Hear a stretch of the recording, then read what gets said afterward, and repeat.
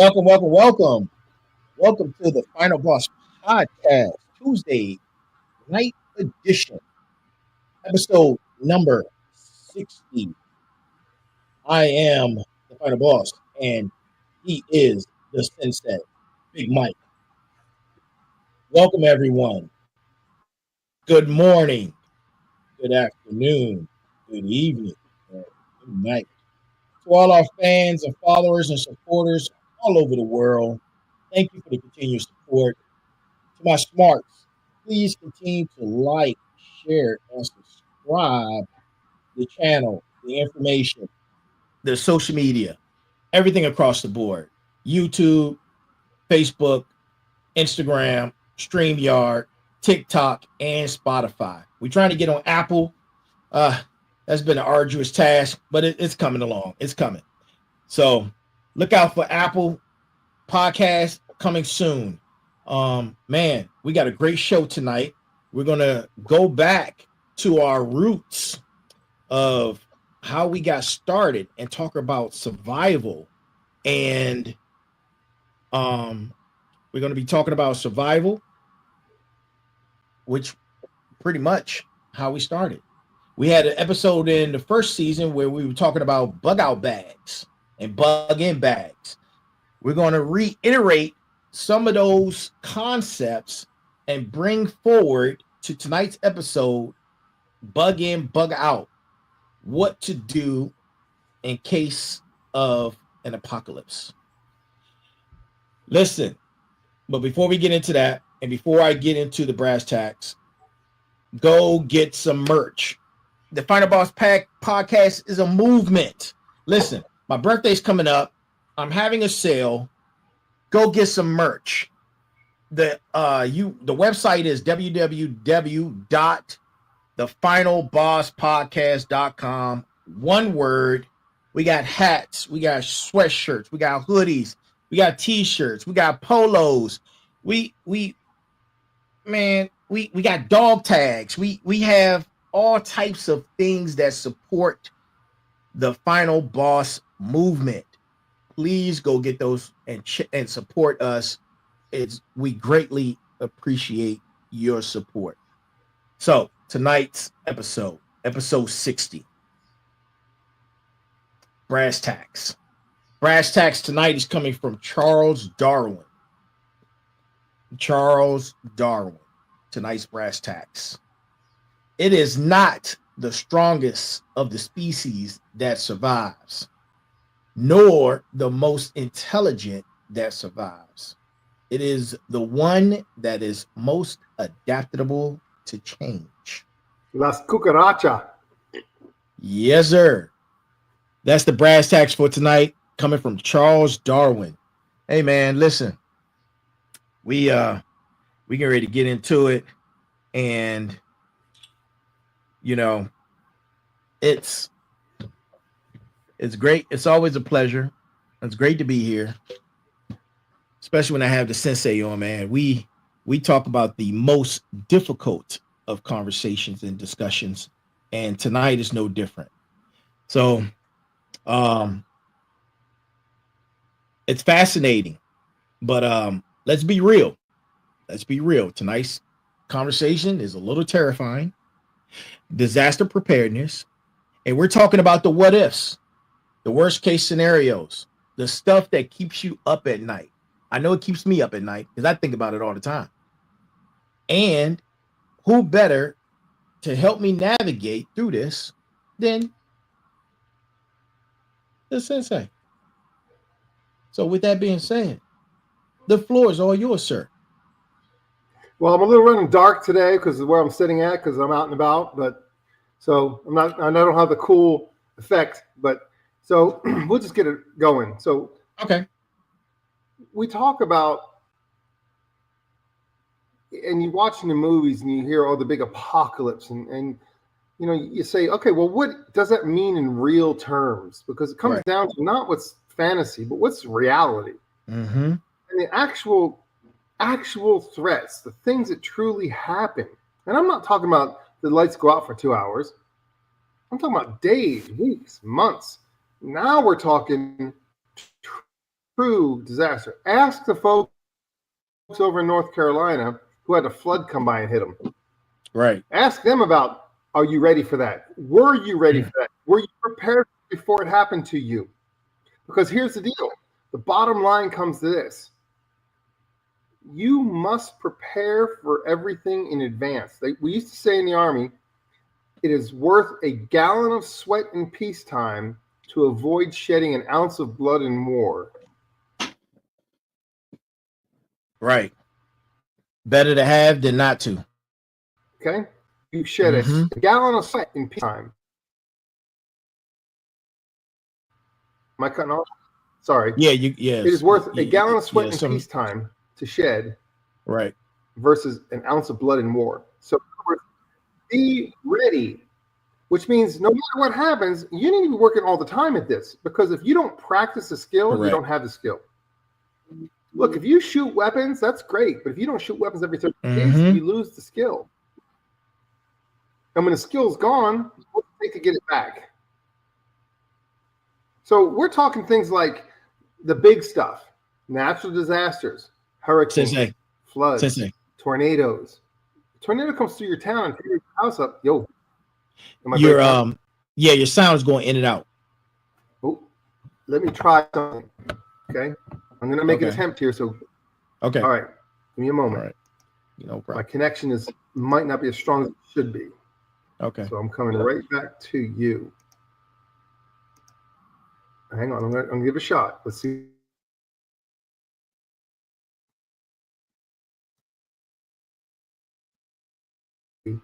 4, 5. Am I better now? Yes, sir. Is this better? Yes, that's perfect. Am I better with 1, 2, 3, 4? Am I better? Better. 5. Better. All right. Better. Yep. I had to change my connection. Sorry about that. I'm not in the home front with my gig by gig. Oh, I hear you perfect. I'm not in my home front where I have my gig by gig connection where that I'm smoking it. So, I'm sitting out on the road, and when I'm on the road, things are a little different. Right. So, and that's a perfect example of what happens when you lose connectivity, right? You lose connectivity in today's world, it seems like it's a disaster. So we have to look at what's happening here. Are you prepared for something that happens that's going to last more than a couple days? Right. And I don't care where you live in the world, you better be prepared for that. And so once you start to think about that, okay, this is what I should have for that event. Now, there's resources available for everyone to understand and know what they should have. But the resources are checklists. So you need to make a checklist, have a spreadsheet. You have what's a bug out bag. That's if your house catches fire and you have to leave your house. That's a bug out bag situation. Right. Okay? You got to leave. You got to go somewhere else. So you better take with you certain things. Then there's a bug in situation where you're going to be hunkered down at home. And a perfect example that occurred in our lifetime that we understand that during COVID, we were hunkered down in our homes for how long before we were even ready to go out in the world? Right. So you have to have bug out capability, but you better also have bug in capability. And so you start making checklists, and I'm telling you, the checklists are your lifeblood when it comes to this stuff, because you don't forget anything when it's on the list. So if you have to bug out, number one, how much can you carry? How big can your bag be? My bag can be 70 pounds. Your bag might be able to be 30 pounds. I can carry twice the amount of stuff with me than you. So my bug out bag looks way different than yours. Right. My bug out bag is going to have a lot more ammunition in it than yours is. Absolutely. Because if you have to go somewhere else, what's the problem? How do you get there? You think if things are going really bad and you have to go somewhere, you're going to get there safely with just like a normal commute? Right. No, there's going to be people on the way to take what you have. So you better be prepared to defend the tiny little bit you can carry with you, Mm-hmm. it's going to be gone. And guess what's going to be gone with it? Your life is going to be gone Your with life. it. Absolutely. So you better understand that part of the process is to not only have a bug out bag if you have to leave your home, but when the disaster happens, it's too late. Mm-hmm. You need to be bugging out a day or two before it happens so that you can bug in your bug out location. Right. So let's say that we know that a flood is going to come, or we know that big hurricanes are coming, and you say, I'm going to hunker down and ride it out. You operate a whole different way than if you said, I have a place that's in high ground, I'm going to the high ground. Mm-hmm. Totally different mentality. Right. If you have the resources to have a bug out place, that place would be away from where you live and have all the resources there you need to ride out the storm. Mm-hmm. But you just have to get there. Correct. Don't wait until it's too late. Don't wait until the tornado's right at your doorstep to be leaving. If you're going to leave, leave in advance. Leave early, leave quickly. If you're going to ride it out, you better have prepared to ride it out. What's your number one thing you must have in any bad situation? The only thing that makes humans stay alive in the short term, midterm, the one thing you must have is you must have potable, drinkable water. Water. Mm-hmm. I don't care what else you have. That is your number one in the world is water. Absolutely. So in your bug out bag, you better have water purification devices, which they sell them in Walmart, for God's sake. Right. Some water purification straws, and then they have the next larger ones, which are handheld pumps, and then you have larger than that. You see what's happening, right? Depending on how long you're going to be, how big does your water purification have to be? Right. And if I'm going to a bug out location, I'm hoping and praying that you're on well water. You see, you don't want to be on city water when things go bad. They're going to shut the water off. Right. Look at what happened during the fires through LA. They shut off the water. So you're thinking, oh, I can defend my property and protect it from a fire. But when you go to turn the faucet on, there's no water. You're screwed. Right. So you see what happens? So you have to be prepared for that. So this is why you have things like a pool in your backyard. I've got 20,000 gallons of water sitting outside my house. I can use that water any way I want. 20,000 gallons of my pool. Right. I can flush my toilets with it. I can use it to wash dishes and clothes. I can do anything I want with my pool water. That's mine.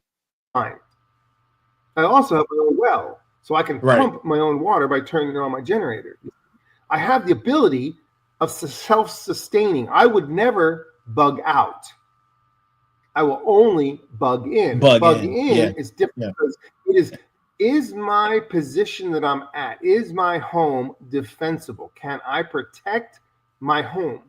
And you say, well, what do you mean? Why do I have to protect my home? We've got law enforcement. We've got police. No, you don't. No, you don't. When things are bad, you're worried about, think about a hurricane. And think about what happened in Louisiana and Florida and all these places that get subject to hurricanes. What happens? There's no power, no clean water. And what's the biggest thing that happens? Looting.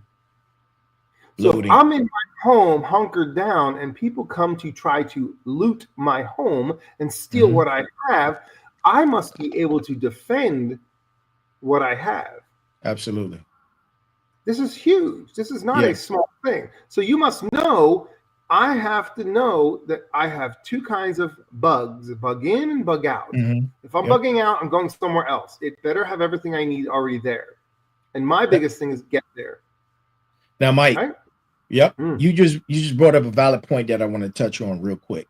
You talked about something in reference to what I like to call the human element. The human element is the real wild card, right? Along with that, when a situation, a catastrophic situation may arise, such as the power grid going down or a 0-day attack, panic, misinformation, people fighting over the last can of whatever. Let's say The beans. water at Yeah. Walmart. When you go to buy Yeah. water at Walmart, and it's all gone. Right. Question. Toilet paper, for God's sake. Right. Exactly. Question for you. How do we even prepare for the psychological side of a major disaster? All right. The way you prepare for the psychological side is you have to already have in advance had your game plan in play and practice. Mm-hmm. It's practice. If I practice something 10,000 times, it's muscle memory. Absolutely. So if I know this situation occurs, I'm bugging out. Mm-hmm. If the next situation occurs, I'm bugging in. So the way you deal with the psychological part of it is you understand that I'm going to, when I bug in, I have key people. I can't bug in alone. Exactly. I can't stay awake 24/7. Correct. So I have to have a team or a pod. It's called a pod. A pod is 5.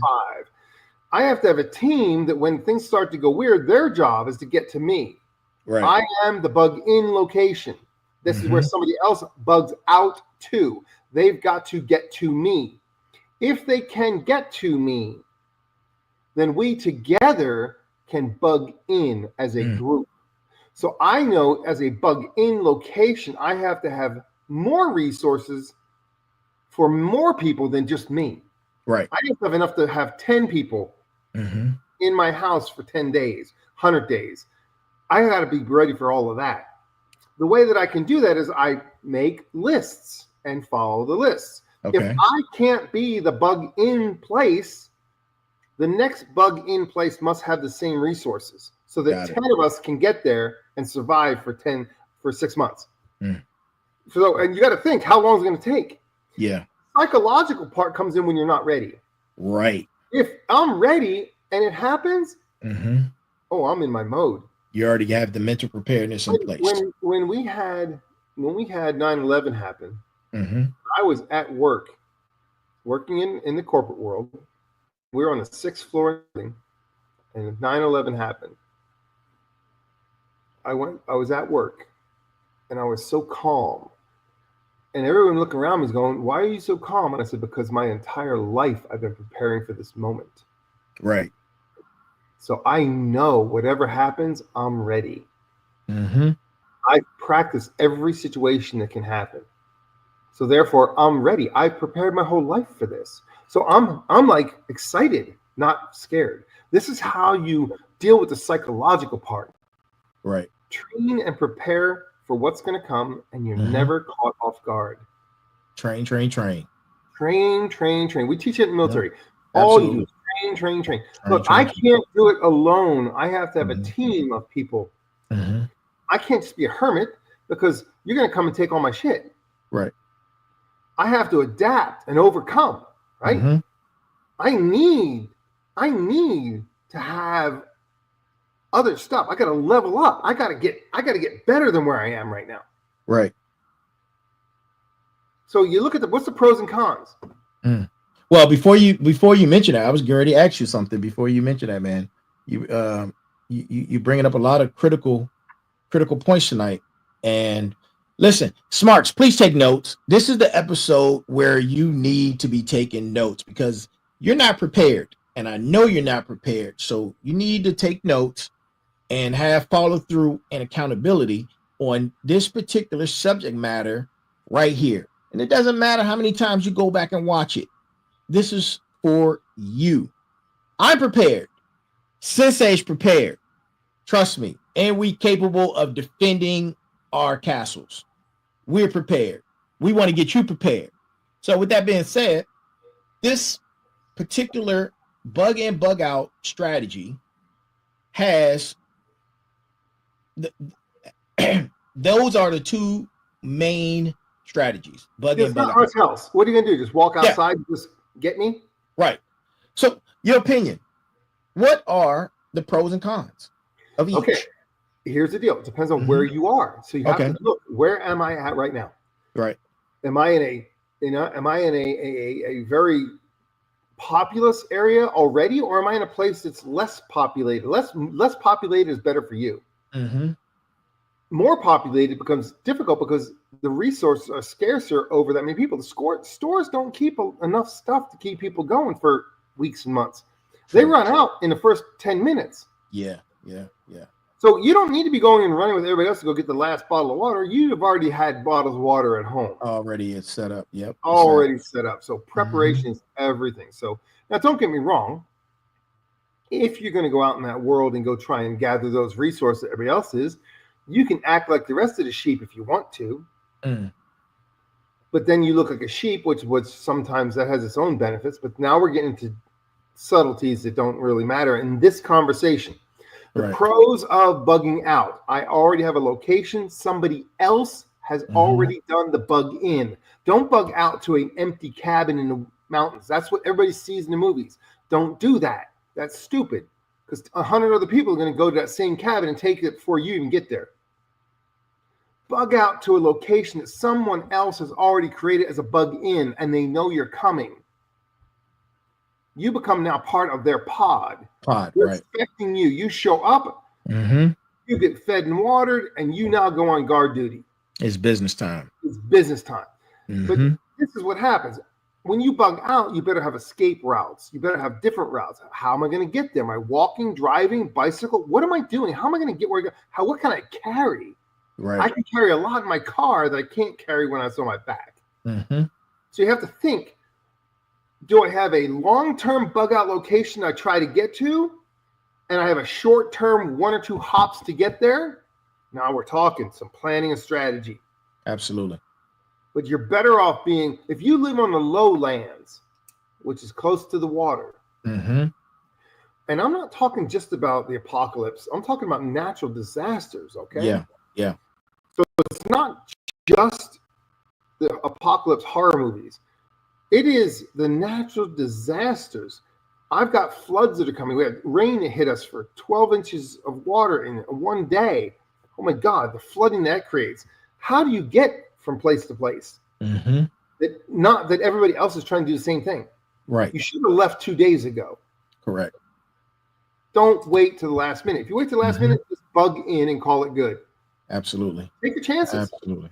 You know, already have in advance sandbags, water pumps. Fires come through your area. What should you have? A water source and a pump that I can pump a sprinkler on my roof. What's that do for you? You say, well, what? That doesn't mean anything. Because what? It keeps the fire from burning your house down. When everybody around you is burned out and you're not, why is that? Because I had a sprinkler on my roof all the day long. And I had a pool of 20,000 gallons of water. My little pump was sitting there and my generator was running my pump. And guess what? My house stayed wet and I didn't burn out. You were ready. You were ready because you prepared for the problem. Planning is everything. You're going to leave, know how you're going to leave. What can I carry? Absolutely. You should have your bug out bag in stages 1, 2, and 3. 1 is on my back only. 2 is when I can carry something with like a small car or a motorcycle. Number 3 is I have a pickup truck and a trailer. That's different kinds of bug outs, right? Right. And different resources you take. But don't wait until it's too late to bug out if you're going to bug out. Pack smart. Speed, efficiency. How fast can I go? Absolutely. And there's plenty of resources out there to find out what do you put in a bug out bag. I need food. Okay, everybody needs food. What's your number one, no matter what?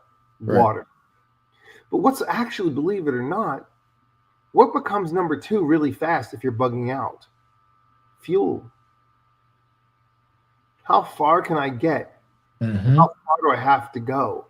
Right. I don't want to bug out to a 300-mile trip. That takes more fuel than I can carry on me. Absolutely. And you think you're going to make 300 miles without being stopped and somebody shooting you and taking your shit?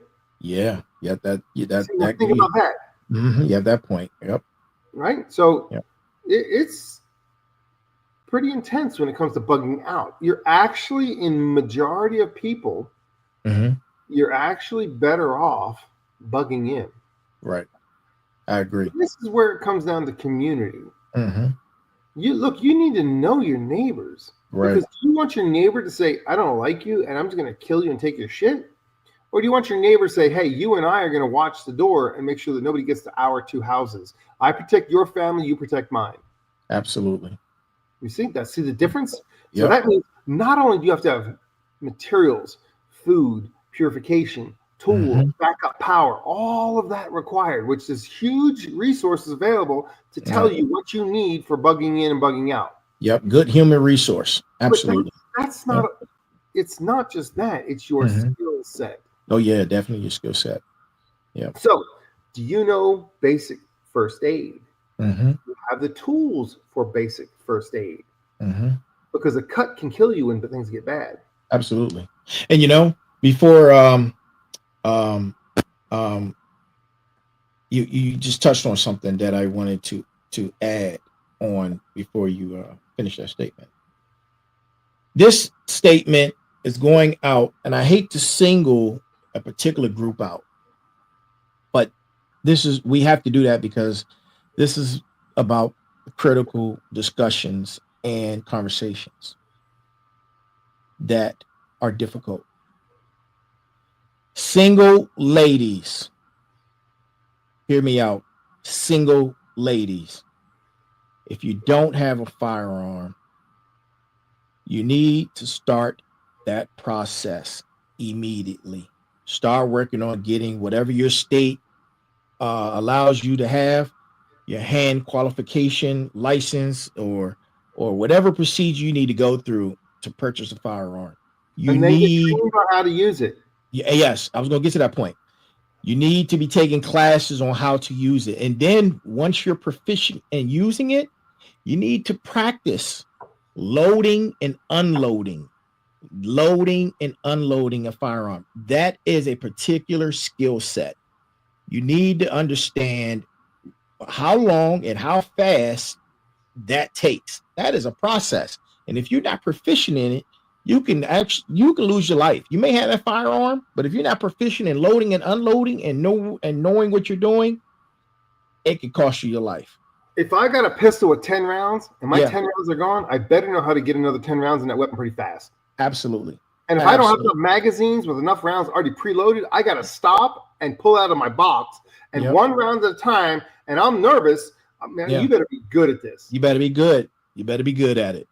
So, and on top of that, when there's a societal collapse, all morals and values go out the window. Nobody protects women anymore. Listen to what I'm saying. And we said in the beginning, this is going to scare you. This is some scary stuff that we're talking about. Societal collapse, all morals and values will go out the window. There will be no police, no military, anybody protect you. All you have is yourself. Trust me when I tell you this. So, moving on. So, we were just talking about bugging out, and the difference. So, bugging out means having a plan, having escape routes, having transportation. To go to. You better have a place to go to. Right. It has resources, people, everything you need. You might show up with bullet holes in you, and somebody has to be able to take the bullets out of you and put you back together. So you're going to have a place you go to that has medical resources also. So you think about it as, if I'm bugging out, I can't just go to a cabin in the woods, because when I get there, nobody can take the bullet out of me when I got shot getting there. Right. So let's talk about gear. Yeah. What's the difference? Let's talk about bug out bags versus bug in bags. What's the difference? What are the must-haves? In bug out bag, it is, what can I carry on me? Which means you need to have a bag you create, you load it, and guess what you need to do? You need to go for a walk. You need to go for a walk for 5 miles with that bag on your back. Can you do 5 miles with that bag on your back, or do you quit at 2 miles? If you quit at 2 miles, you know right now I can't carry that kind of weight for that kind of distance. Right. Okay? All right. So you need to load your bag and go for a walk, because if you're bugging out, your car is not going to be reliable. True. So you better be able to walk miles with your gear. Mm-hmm. And how do you know that you can walk miles with gear? You test walking miles with gear. With your gear, yeah. You practice it. Then I know I can do this. If things get bad and I've never tested myself, and I got 70 pounds in my bag, my huge bag where there's everything I could ever need in it, and I'm gonna bug out. I put that bag on my back, and 10 steps later, I'm like, oh shit. Now, am I ready for this? I have not prepared. Right. I have not gotten my shit together, and I don't even know my own physical limits. Correct. So that's why I said I'm the age now with the old gray hair and the beard. Guess where I'm doing? You think I'm bugging out and running? Oh shit! I am bugging in. What's your T-shirt? It says the old man. What's your T-shirt? Don't let the old man in. Yeah, don't let the old man in. I love that T-shirt. That T-shirt's amazing. Yeah. And if you don't know what that means, research that, and it will make you catch your breath with the power of that single statement of "Don't let the old man in." Right. So with me, I'm an old man. Mm-hmm. I'm not running anymore. So I don't have a bug out bag. I have a bug in situation. I am prepared with many layers and levels to bug in. Right. If you think you can take 5 people and come to my house to take what I have, you have 10 people less than what you need to get what I got. That's all I'm saying. Right. Right. Save your soul, because you're going to meet him really soon if you come up on my ass. Okay. Yeah. And I'm talking, it don't take a lot. Shit. No. My wife has a judge, and the judge is a judge, jury, and executioner. Okay. Absolutely. Beautiful. Beautiful. So we don't play. Yeah. And I tell people, I've had people ask me, Mike, what happens if things get really bad? I want to come to your house. And I said, if you can make it from where you are to me, well, I'm going to let you in. Right. Because you're a survival. You're a cockroach to make it to me. Absolutely. From that kind of distance, God save your soul. So, great point. So we just talked about the gear. Let's go beyond the gear. You just mentioned people coming to you. What skills do people need to be brushing up on for this type of situation? Okay.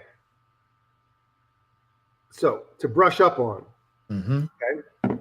Number 1, you better have your tactical skills at least proficient enough that you're not a liability. Correct. So you need to understand, I don't care if you know my weapons, but you better know yours. And if you show up at my house with no weapons, I'm going to look at you and be like, what's your problem? Do you not know how to defend yourself? I don't care if you have a baseball bat and that's your weapon. Good enough. Do you know how to use that baseball bat? Praise God. Because you know how to use your baseball bat, okay? Right.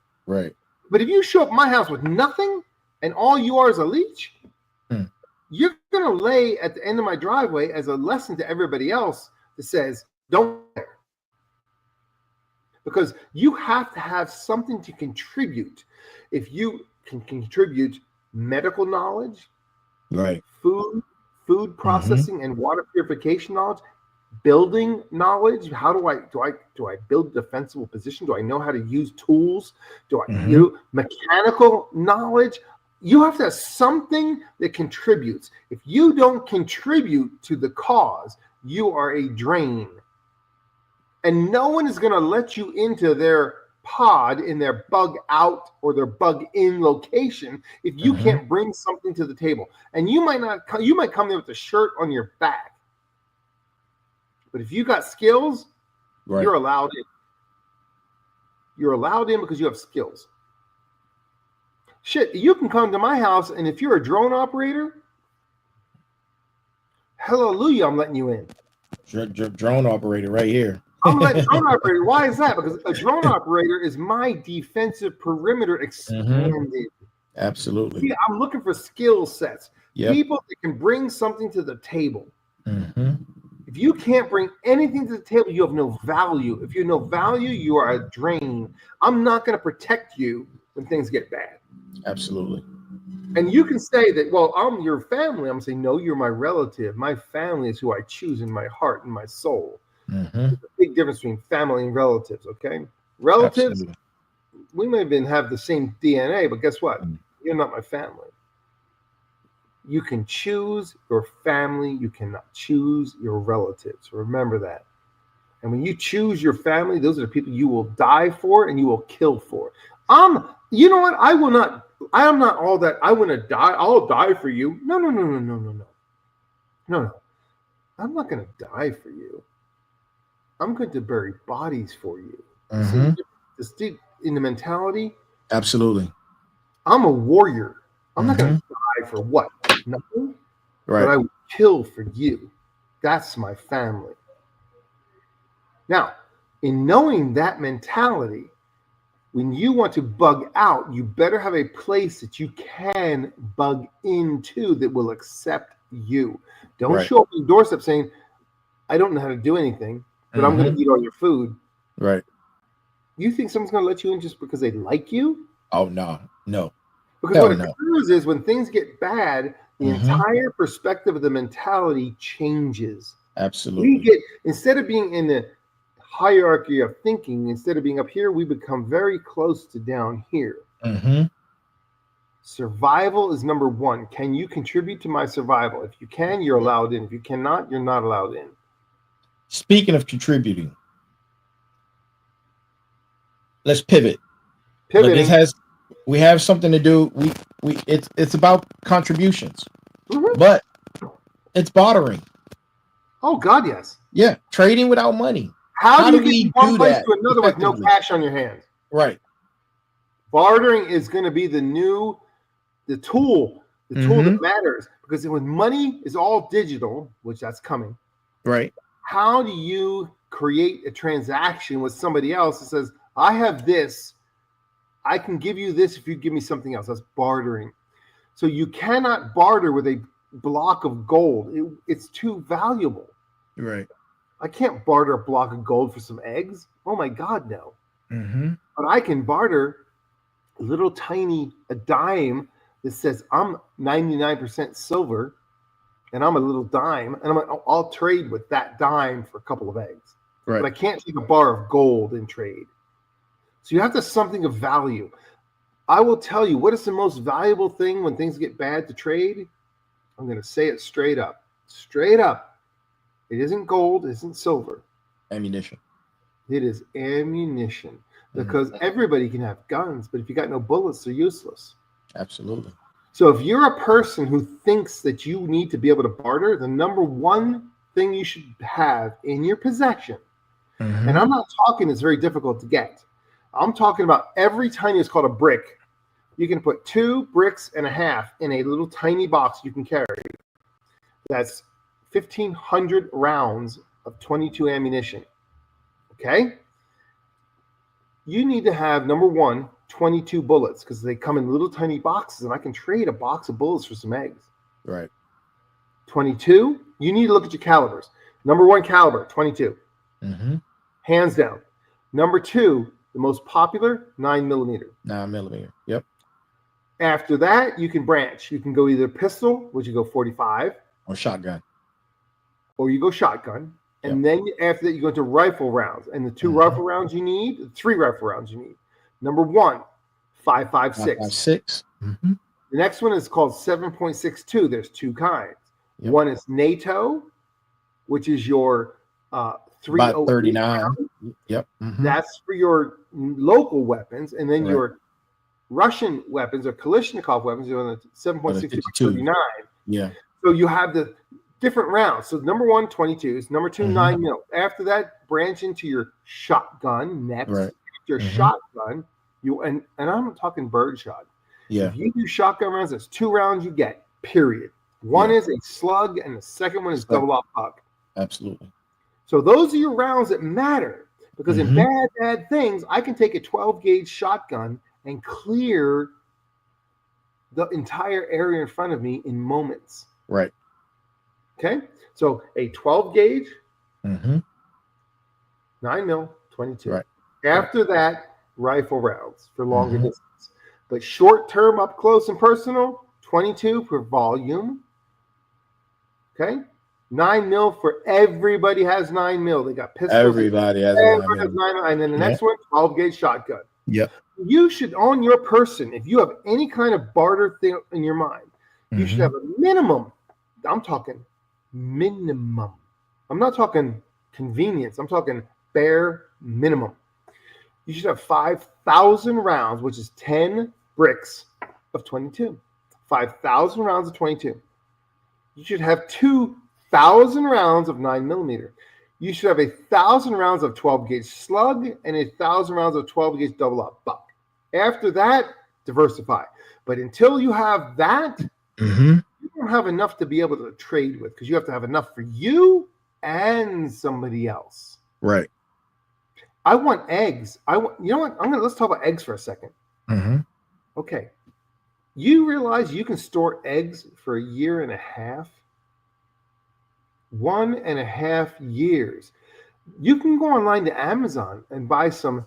Look up egg lime. Oh, yeah? It's a tiny little powder. You mix in some water. You get the gallon jug. You fill it full of eggs. You mix your water and lime. You put it in there, and guess what? Your eggs can last 18 months at room temperature. Wow, that's incredible. Months. You don't need to go to the store and buy fresh eggs all the time. Shit, you can create your own. Man, listen, I'm a smart tonight because I didn't know that. And that's great information. Thank you, Sensei. I will be taking my notes and looking into that. Thank you, sir. I appreciate you. You get some gallon jugs. You can get gallon mason jars. You can put and do an experiment. This is an experiment for you. Don't do it to have 100 eggs on stock. I want you to do 1 gallon jug for you. And I'm not talking about the white eggs you buy in the store. I'm talking about get brown eggs. They're better. Get some brown eggs. Get your mixture. Look it up. Google how to eggs, water, storage, lime. And you mix it up with a percentage. You put the eggs in, and you pour the water over it, seal it. I want you to let it sit for 6 months or more, and then open it up and start using the eggs. Wow. Oh, and you only have to use the eggs as they come out of the water. If they're underwater, they're still good. Okay. Now, don't get me wrong. When I go to cook an egg right now out of the store, I crack the egg, and the yolk is all in one piece, and then there's the rest of the egg. Okay. Once you store them for long term, it breaks down into an actual just white and yellow comes together. But if I'm making scrambled eggs, do I give a shit? It doesn't matter. If I'm cooking with eggs, do I care? Right. And the beauty of that is 18 months of egg storage. And guess what? If you don't like that, you go to Walmart and you can buy a bag of dehydrated eggs. You add water to it and you have eggs. Great information, Mike. Great information. Just like that. Yeah. Because guess what you need to cook? You need to you should have in your in your house 100 pounds of sugar, 100 pounds of flour, you should have 20 pounds of eggs. You should have dehydrated butter. You follow where I'm going with this, right? Absolutely. You should have rice, 100 pounds of rice. If you can and I buy the little storage containers that they use for pet food, with the lids on them. I put my stuff in them, and you use it on a regular basis, but you still store it. What happens? I have hundreds of pounds of food that I can create meals out of with no effort. I don't have to go to the store. And it takes no storage space at all. You can put it in a little pantry. Absolutely. That's super awesome, man. Super awesome. So if you can do that, you have stuff you can trade with. If I can create at my house loaves of bread, you don't think I could trade those to other people who don't have anything to eat? Absolutely. Absolutely. You see? Yep. So go ahead. No, go ahead. No, did you finish your point? I have a person in my pod who can make food out of anything. Yes, you do. My queen, anything out of nothing. So guess what that is? A valuable resource. Absolutely. She can feed hundreds of people with nothing. Right. That skill set is so critical. All the skill sets. Let me deal with all the defense, the water gathering, the food gathering, the main big stuff. If you can feed many people up with nothing, your value is here. You are hugely valuable because you can then keep the pod alive. And drone operator, and I can shoot the wings off a fly. But let's go on. I'll tell you what, God bless drone operators. That's all I have to say. And if you don't know what that means, you need to go look that up. Absolutely. So we just talked God about bless defense. the drone operator. We talked about defense. We talked about bothering. Let's talk about situation awareness, de-escalation, and some basic self-defense, basic moves that are essential. Okay, I'm going to tell you something real simple when it comes to de-escalation. Okay. Bad guy comes up on me. I don't care what kind of bad guy it is. It doesn't matter. Someone comes upon me and they get like aggressive. So they come in here. Now, most people think you come in calmly to try to get, no, the moment you do this, they follow you up the hill. Oh, yeah. If they come in here, you don't come in here. Guess where you should come in at? When they escalate to here, guess where you are? Right. And guess what they're going to do? They're going to back off. Yeah. So when escalation occurs and somebody comes at you, you don't need to come at them calm and quiet. You need to come in there like, holy shit, this SOB is crazier than I could ever imagine to be. And God save my soul if I cross them. Right. Because I'm knucking futs is all I got to say about that. You cross that line, I'm going to come at you in ways you could never imagine. God save your soul. And if you think I'm not going to step on you and take you out before you have a chance to even look at me sideways, you're mistaken. So I'm not coming in here. Dude, I'm coming in so far above, you're not even going to think about escalation. You're going to be like, oh, I got to go. Right. That's how you de-escalate. Do not come into a situation thinking everything's going to be good. I can calmly talk my way out. No. You talked your way out 10 minutes before it happened. That's that situational awareness. You cannot train enough for situational awareness. Right. And it is a skill that is so difficult and so hard to achieve. It is probably one of the hardest skills to get and one of the easiest skills to lose is situational awareness. Yeah. And I'm not saying, you're paranoid. You might call me paranoid, but guess what? I'm aware of everything. When I walk into any place, I walk into a restaurant, I know where the X's are. 5 seconds that I know every exit. And I evaluate every person in the building to know what's it take for me to take them out. Yep. How do I take them, not just me, but the people with me out of there safely? Right. Every time I go in any public place that I'm already hyper aware of that. And you can say, well, you're just paranoid. You got problems in your head. No, I would rather be a warrior in a garden than a gardener in a war. Right. Think about that. I'm in control of me. Absolutely. If I'm a gardener and I go to a war, I'm done. But if I'm a warrior in a garden and the war comes, I'm ready for the war. Absolutely. So you must train. It has to be second nature. You cannot think when something happens. It has to be muscle memory. Absolutely. So you just mentioned a gardener. So a gardener, and then I'm associate that with community. So let's talk about community and preparedness. Community and planning are huge. How do we build resilient communities and prepare for the unexpected? But also learn who your neighbors are, man. Yeah, but we need strong relationships. We need those strong relationships and mutual aid agreements. Absolutely. I better know who my neighbors are. And I need to know your strengths and weaknesses. Absolutely. Because you might be a gardener, but I'm the warrior. I can protect you, gardener, and you feed me. Everybody has a place in the world. You just have to know what your place is and find people to align with who can offset your weaknesses with their strengths, and then vice versa. Your strengths are their weakness. Absolutely. If you can find that, look, it takes only a pot of 5 people to take on an army. That's it. Yeah. Well trained. You got 5 badass mofos, and you got the world by the nuts. Yep. But if you got 5 people that don't know anything and they are not joined together and they don't have a single mission, together, abilities. Yeah, they're going to be dead in 10 seconds. Yep. I can't stress this enough, Mike. and you've been mentioning it throughout tonight's episode. Practice, practice, practice. How do we make preparedness a part of our daily, already crazy everyday lives? You just have to make the time. Look, I'll make it real simple. Okay. When I wake up in the morning, I have a routine that I follow. Okay. If I know that I have to be somewhere at a certain time, I roll that number backwards to accommodate my routine.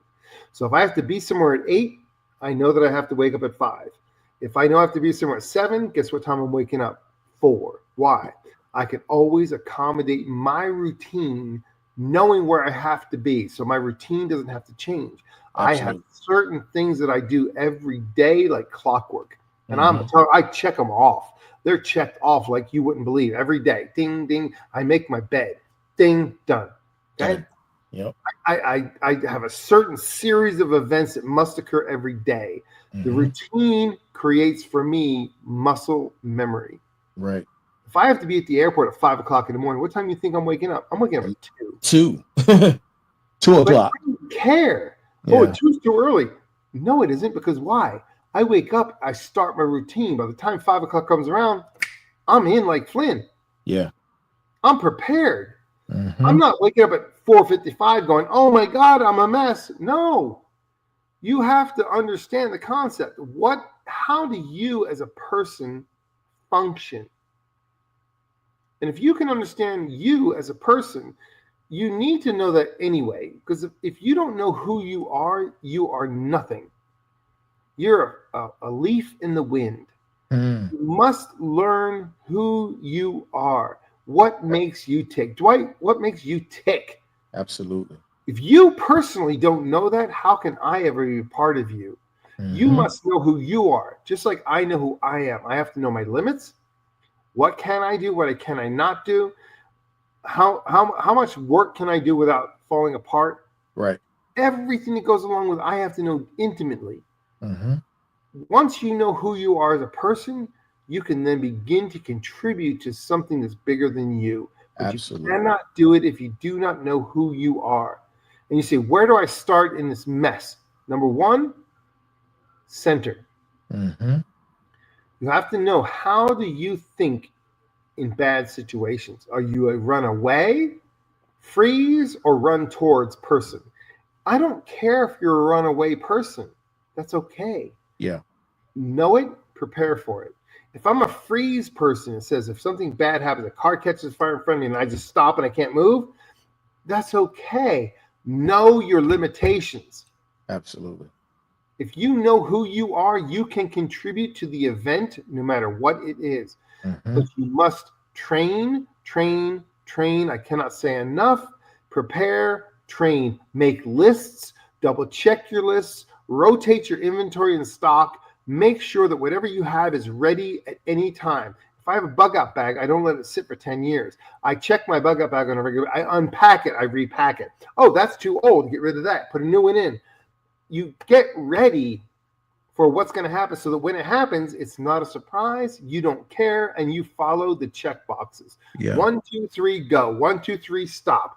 You know what you're doing because you've prepared for it 1,000 times in advance. Do not sit there and be so hung up on watching football and NASCAR that you know nothing about what's going on around you. Correct. Focus on you and the people you care about. And not just that, I can be totally prepared, but if no one around me is ready, then I suck. Absolutely. So I need to also know that I need to get the other people around me to be in the same mindset, and what's called lockstep. Lockstep is when you and I think alike, act alike, and do alike. We are one, not two. Right. And if you want a pod around you, you better be in lockstep with your pod. And I say the word pod. Smarts, read my lips. Pod. P-O-D. A pod is a group of 5. A group of 5 take on a group of 100 if they're properly readied and prepared. Think about that. Yeah. Think about that, Smarts. Think about that. And that's called being effective. Absolutely. Well, sir, again, thanks for joining us. And to the smarts and those who are now joining us, thank you for joining us on this slightly unsettling, but hopefully helpful and insightful journey into the world of preparedness. Remember, preparedness isn't about fear, it's about empowerment. So, sir, closing out, do you have anything that you would like to continue to convey to the people? As I've said many, many times, it is better to shed a gallon of sweat in a time of peace than it is to shed an ounce of blood in war. I don't care how hard you have to work during peacetime. Prepare, train, get ready, because if something ever happens, you never want to shed an ounce of blood in war if it can be avoided by training. Absolutely. And it's not we're at a point where it's not a if, it's a when. It's a win. It's a And win. it's not a zombies come and get us. It can be that you live in an area where a flood, look at North Carolina for God's sake. Yeah. A flood comes in and wipes out the entire community. You better be ready for that. And how do you deal with that? Yep. Correct. Hawaii, when the flyers came through, how do you deal with the after effects of that? Correct. And it doesn't. All types of natural disasters. Tornadoes through Kentucky. Come on. 20 Yeah. people dead. Let's get real. It doesn't happen to just anywhere. It happens everywhere. Everywhere. And it happens continuously. And there's things that happen that are outside of your control. Absolutely. So all you can control is how do you respond to what's going to happen when it happens. That's it. That's it. So before we go, do you have any resources or references that you'd like to drop on the people to assist them in their preparedness? Shit, for God's sake, the CDC has a zombie apocalypse quote. Follow the goddamn CDC. If you don't do nothing else, go to the damn CDC. Everybody has it. It's out there. It's free knowledge. It is free knowledge. Prepare for a zombie apocalypse, and guess what? You're good for anything. Absolutely. Absolutely. Well, folks, that is our show for tonight. We would love for you to like, share, subscribe. Oh, you know what? Send us some stars, man. Look, we're not begging, but send stars. Send stars. Like, share, subscribe. Send stars. If you have any questions, any comments, or things that you think are relatable or you would like to be on the show, send us an email at info@thefinalbosspodcast. Also, join the movement. Go get you some merch. We have merch in the merch store. It has a lot of products out there. One of the things that I'm proud of is a collaboration with Under Armour. We have one of those Under Armour. It's an Under Armour collaboration with the Final Boss. And thank you. It's made out of that wicked sweat material. Listen, go grab that. But we have a lot of products out there for the Final Boss podcast movement and merch. What else? Show that you're smart. Yeah, show that you're smart. Show that you are a smart, because I know to be a smart. Absolutely. Somebody asks you, what's that mean? Then you can tell them. Yes. Spread the information. Don't hoard it to yourself. Knowledge is power. Don't gatekeep. That is correct. Do not be a damn gatekeeper. Spread knowledge. Knowledge is power. Power is life. Absolutely. Stay safe. Stay informed. Stay resourceful. Stay balanced. Stay equal. And stay smart. And that's our show for tonight. This is the Final Boss. That is Big Mike, the Sensei. And you just watched episode number 60. Stay tuned for coming this Thursday, episode number 61 with Nika Hudson. She's a wonderful entrepreneur, and she has a lot of insight on business. She's going to be bringing her business knowledge, which is a plethora of knowledge, to the Final Boss Show. And for my entrepreneurs out there, that is one that you do not want to miss. Very inspiring young lady. She will be here this Thursday, 9 p.m. at all the segments that I've already mentioned. So That's our show. We thank you guys. We love you always. Stay smart, be good, and be good to others. Have a good one.